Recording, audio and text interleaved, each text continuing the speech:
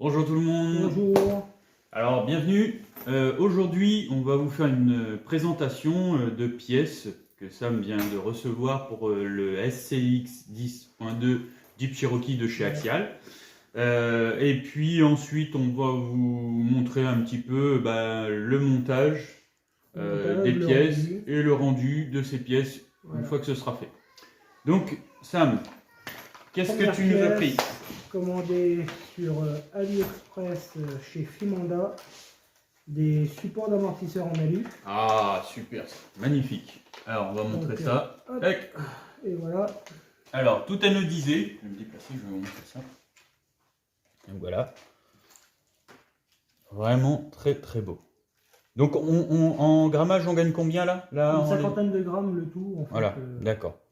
Comparé à ceux en plastique d'origine.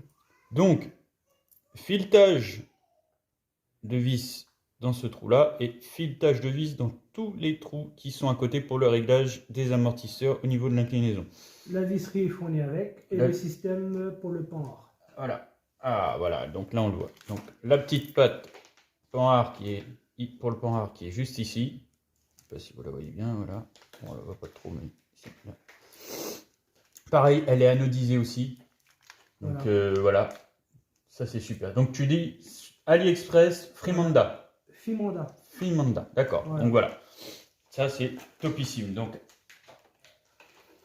je pense qu'au niveau du changement sur le châssis, ça va vraiment bien rendre ça. Bah, je pense.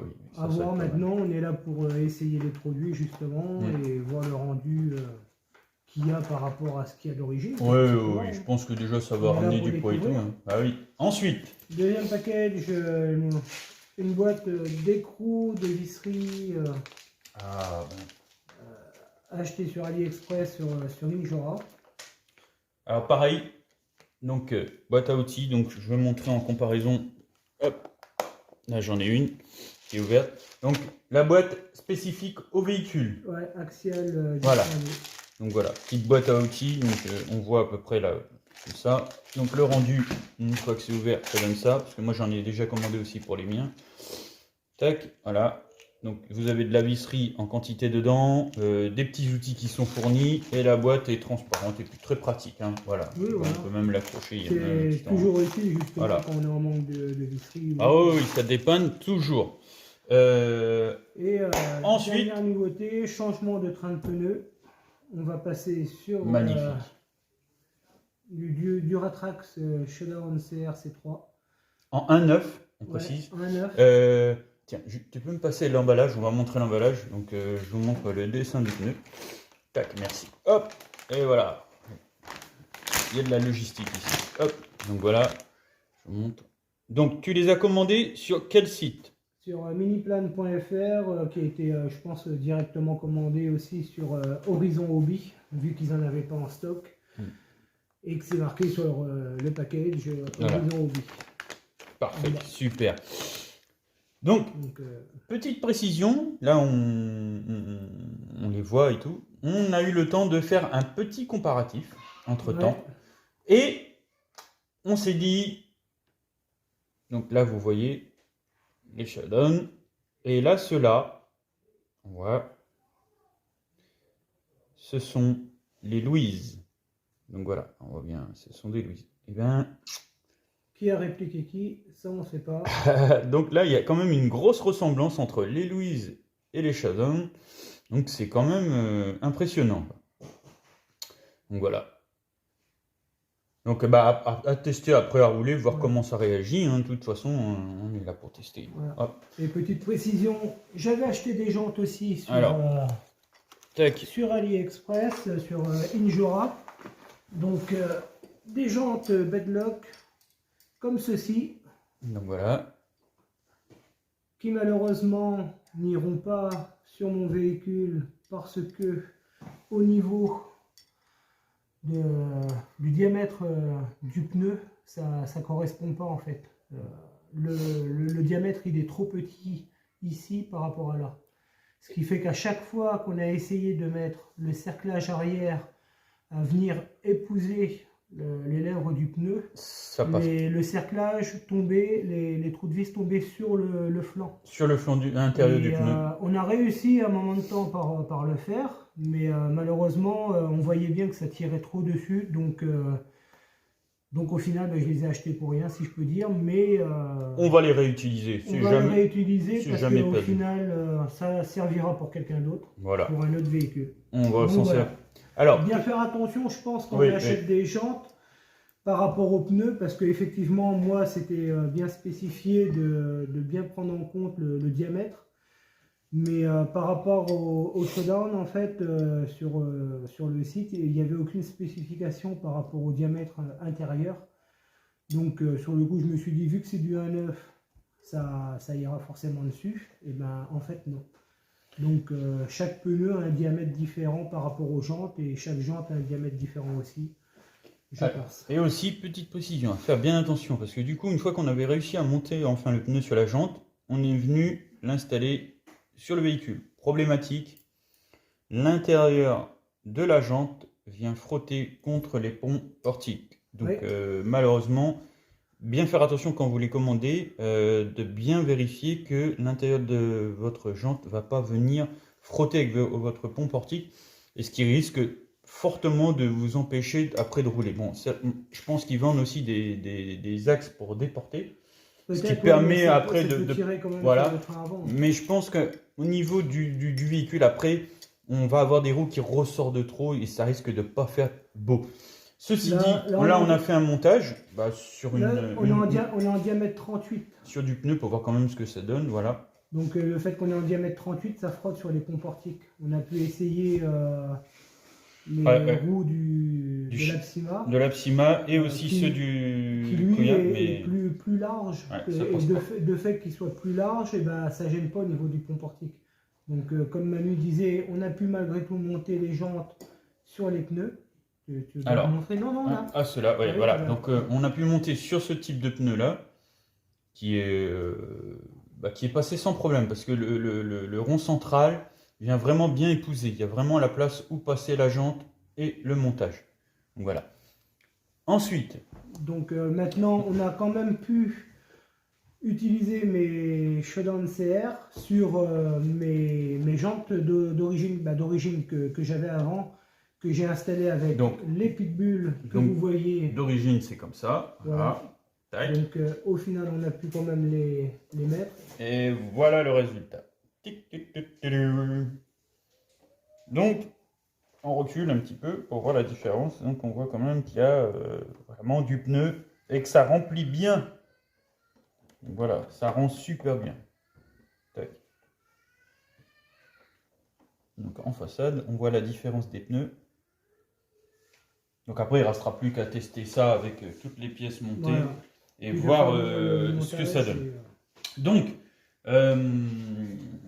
voilà pour les pièces qu'on a aujourd'hui. Donc là, moi, ce que je vous propose, c'est qu'on va faire du montage. On va vous faire quelques vidéos de ce qu'on va monter sur le véhicule. Et comme ça, vous allez pouvoir le voir avec toutes ces nouvelles pièces. Et une fois tout monté, on fera une sortie pour tester les pièces. Et puis, vous pourrez constater l'évolution du véhicule sur la piste avec ces nouvelles pièces. Voilà. Alors, à tout de suite pour le montage des pièces. Voilà, de retour parmi vous. Alors, du coup, par rapport aux pièces qu'on vous a présentées, on a fait l'installation des pneus.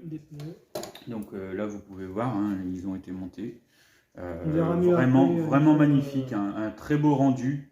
Ça a été galère quand même pour pas évident. Ouais. Ils sont, en même temps, comme ils sont neufs, c'est vrai que c'est pas évident. Alors, comme on vous avait dit, on est en train de monter les supports d'amortisseur.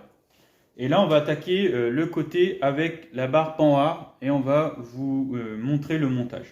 Donc déjà, on peut voir ce que ça donne au niveau du montage. On a monté de ce côté-ci. Donc voilà, à l'arrière aussi. Voilà.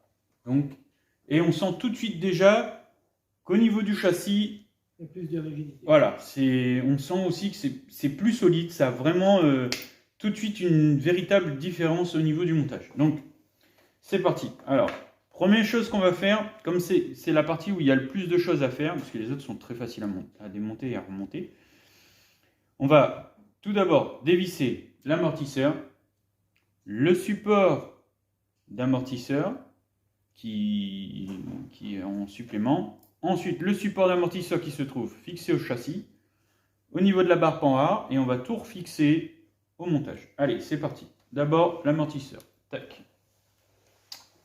Et en même temps, on va en profiter pour faire un coup de nettoyage et remettre les bonnes vis aux bons endroits. Voilà, parce que là, on a un petit mélange de vis, donc on va tout remettre ça au propre. Donc, tiens, celle-là, on s'en débarrasse. Pourquoi? Je vais montrer aussi.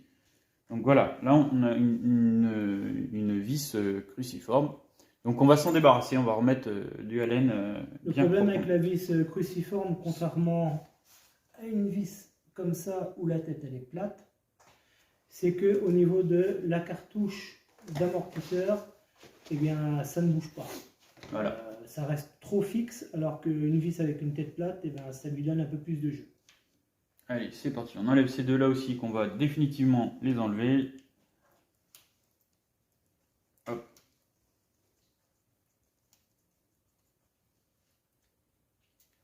Voilà.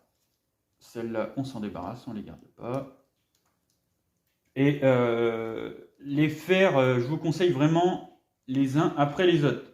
Quand vous avez fini de démonter et de remonter, là vous en attaquez un autre. Ne les faites pas tous en même temps. C'est des coups à mélanger les vis et à plus trop savoir où on en est. Donc ça y est, les cruciformes ont été enlevés. C'est fini, on n'en parle plus. Maintenant, on attaque au niveau du châssis. Donc on va soulager un peu le châssis. Et on va enlever d'abord la vis au niveau de la barre panhard. Donc on y a accès très facilement. Donc on va enlever la vis.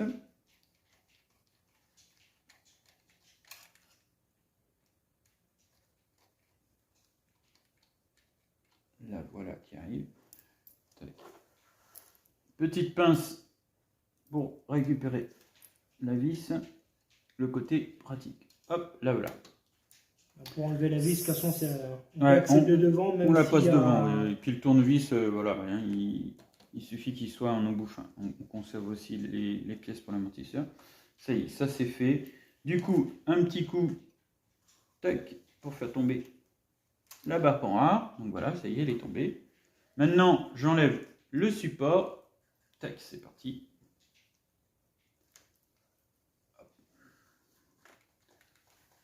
On essaie de ne pas être trop long sur le démontage, mais il faut faire attention. On fait comme voilà, on fait super attention. Alors, je vous conseille que si vous prenez le même kit qu'on vous a présenté, donc voilà, les deux vis qui étaient fixées sur le châssis. Petit coup de nettoyage s'il te plaît Sam, comme ça on refait un montage propre aussi. Hein, le faire, c'est très, ça je trouve que c'est bien, au moins comme ça on remonte proprement. On va les réutiliser ceux-là pour les fixations de la petite patte d'inclinaison pour l'amortisseur. Donc ceux-là, on les conserve, on ne les dégage pas.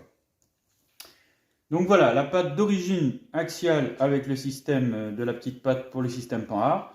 Et du coup, on va tout remonter. Maintenant, on reprend la fixation d'origine. On a compté, c'était 6. Hein. Donc on vient mettre à l'intérieur. Tac, tac, on compte. 1, 2, 3. Donc pour l'instant, on garde les supports 6. De carrosserie d'origine parce que j'en ai pas commandé d'autres. Hop. Donc on remet dedans. Donc voilà, on met. C'est fourni dans le kit. Il y a une vis exprès. Tac, voilà.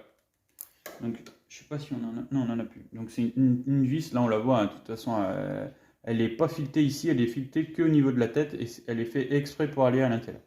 Donc voilà. Aussi, petite chose qu'on a remarqué, il faudra faire très attention parce que les pattes n'ont pas tous la même inclinaison. Les pattes avant et les pattes arrière sont bien différentes. Hein. Bien faire attention sur le montage. On avait commencé à mettre ceux de devant à l'arrière, mais on a pu s'apercevoir que justement, c'est plus arrondi y a plus comme ça pour l'avant au vu du châssis. Donc, comme ils ont super bien fait ça, là on voit bien, la patte elle vient à l'intérieur. Donc vous voyez, regardez, hop, hop, ça épouse parfaitement. Tac. Donc on met la vis à l'intérieur. Voilà. Tac. Là. Tac. Alors, Est-ce que j'y suis ou pas? Non, tu me dis quand... Vas-y. Hop, là, voilà. Tac. C'est quand même toujours pratique d'être à deux pour... Oui, oui, oui. Hop, voilà. Voire même à trois, vu qu'il y a le caméraman qui est juste derrière. On le voit pas souvent, le caméraman. Hein.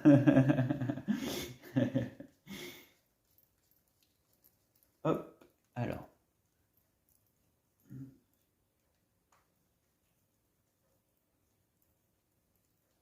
Ah, et puis c'est un plaisir. Là, les vis, comme elles sont toutes neuves, toutes les pattes vis vont comme il faut. C'est un véritable plaisir.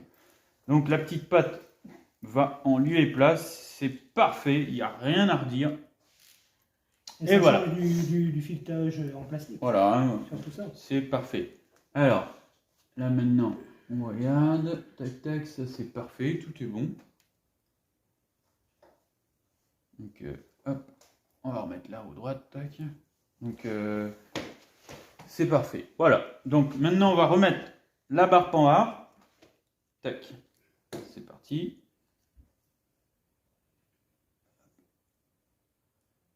On doit venir en lieu et place. Tac. Là. Hop, on réutilise la vis. Tac.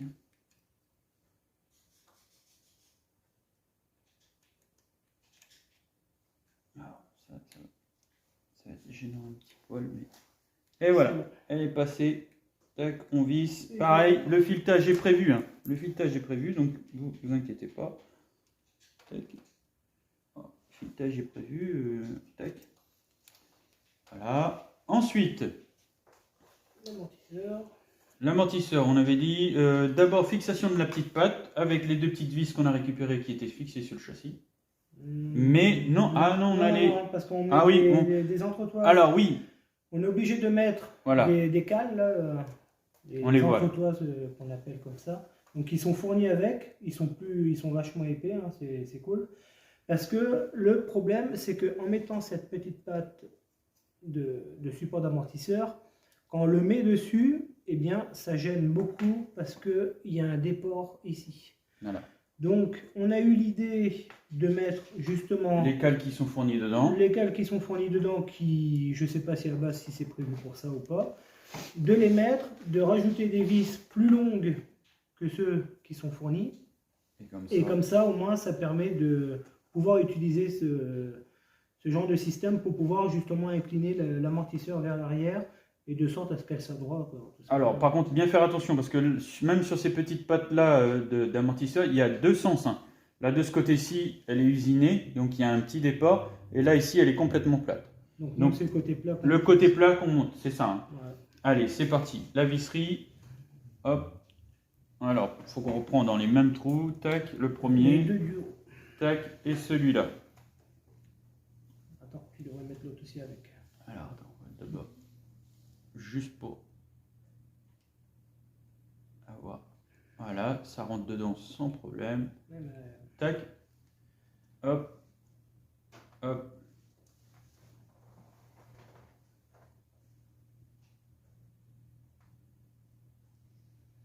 Tac. Alors, par contre, il faut juste bouger un poil. Voilà. Et voilà. Ensuite, on vient serrer. Et il n'y a rien de compliqué. Hein. Il faut prendre son temps. Bien réfléchir. Voilà. Et ça se monte en lieu et place.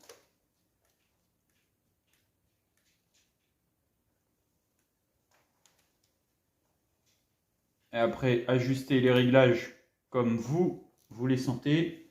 Alors par contre, est-ce qu'on est bien centré par rapport à là? On regarde quand même. Hein. Hop, normalement oui, c'est bon. Du coup, maintenant, on fixe. On a presque fini, on est rendu à refixer l'amortisseur, puis ça va être bon, je pense. Ouais. Donc pareil, on se recale sur les mêmes réglages qu'on a fait de l'autre côté.